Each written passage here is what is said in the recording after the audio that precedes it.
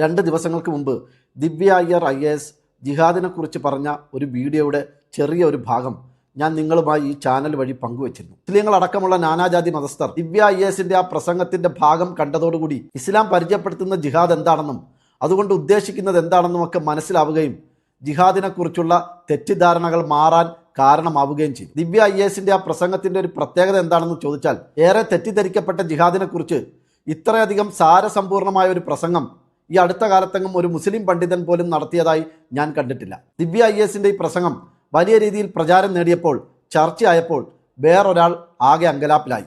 ഏറുകൊണ്ട പന്നിയെപ്പോലെ അയാൾ ഓടി വന്ന് ഫേസ്ബുക്കിൽ ഒരു പോസ്റ്റ് ഇട്ടു. ശശികല എന്ന സ്ത്രീയാണ് അസൂയ മൂത്ത് അത്തരത്തിൽ ഫേസ്ബുക്കിൽ ഒരു പോസ്റ്റ് നാട്ടിയത്. അവർ ആ പോസ്റ്റിൽ കുറിച്ചത് ഇങ്ങനെയാണ്: മുസ്ലിങ്ങളുടെ വേദവ്യാസനായ സ്വഹീഹുൽ ബുഖാരി 1200 വർഷങ്ങൾക്ക് മുമ്പ് ജിഹാദ് എന്താണെന്ന് വളരെ കൃത്യമായി എഴുതി വെച്ചിട്ടുണ്ട്. ദിവ്യ അയ്യർ ഭർത്താവിന് മുസ്ലിം വോട്ടുകൾ കിട്ടാൻ വേണ്ടി ഈ 2025 ജിഹാദിനെ വെളുപ്പിക്കേണ്ടതില്ല.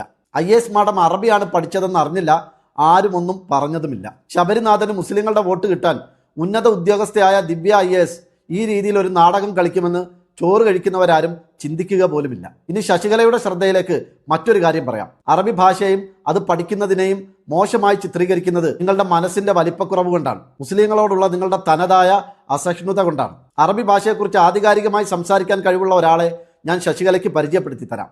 അവരും ഒരു ടീച്ചറാണ്. മാത്രവുമല്ല, അവരും ഒരു ഹിന്ദുമത വിശ്വാസിയാണ്. നിങ്ങളെപ്പോലെ തീവ്ര ഹിന്ദുത്വവാദി അല്ല എന്ന് മാത്രം.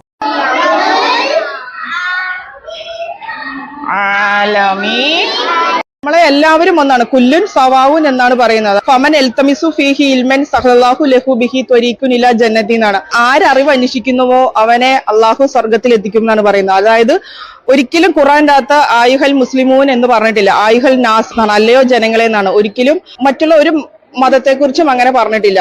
ആർക്കും എപ്പോ വേണേലും പഠിക്കാവുന്ന അത്രയും എളുപ്പമുള്ള ഒരു മനോഹരമായ ഒരു മൊഞ്ചുള്ള ഭാഷയാണ് അറബി ഭാഷ.